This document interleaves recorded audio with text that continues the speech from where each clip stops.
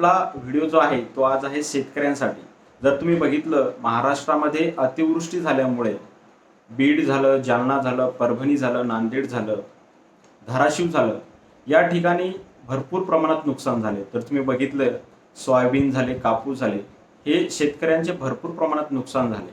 आणि जर तुम्ही बघितलं शेतकऱ्यांच्या रोजीरोटीचा हा विषय आहे, त्यांना त्यांच्याकडे जे शिक्षणासाठी जो मुलांच्या शिक्षणासाठी जो खर्च लागणार आहे, जो की जर तुम्ही बघितलं आताच्या काळामध्ये जर शिक्षण घ्यायचं असेल तर त्याला इयरली कमीत कमी 3 लाख रुपये इयरली त्याला लागत असतात। जर तुम्ही बघितलं जर एखादा मुलगा नीट किंवा JEE प्रिपरेशन करतोय तर त्या केसमध्ये त्या शेतकऱ्याला कर्ज काढून त्या मुलाला पैसे पुरवावे लागतात।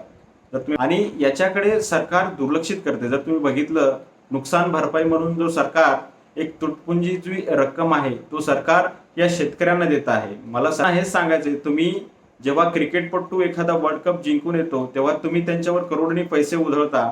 आणि मला या व्हिडिओ थ्रू सरकारला हेच सांगायचंय, महाराष्ट्रामध्ये तुम्ही दौरे करा, जागोजागी शेतकऱ्यांच्या बांधावर जा आणि तिथे जाऊन तुम्ही शेतकऱ्यांची जी स्थिती आहे ती ऍक्च्युअल स्थिती तिथे पहा आणि त्याच्यानंतर तुम्ही त्याचा जो शेतकऱ्याची जो नुकसान भरपाई झाली आहे ती तुम्ही त्या शेतकऱ्यांच्या त्या जे नुकसान आहे त्याच्यानुसार तुम्ही त्यांना दिलं पाहिजे।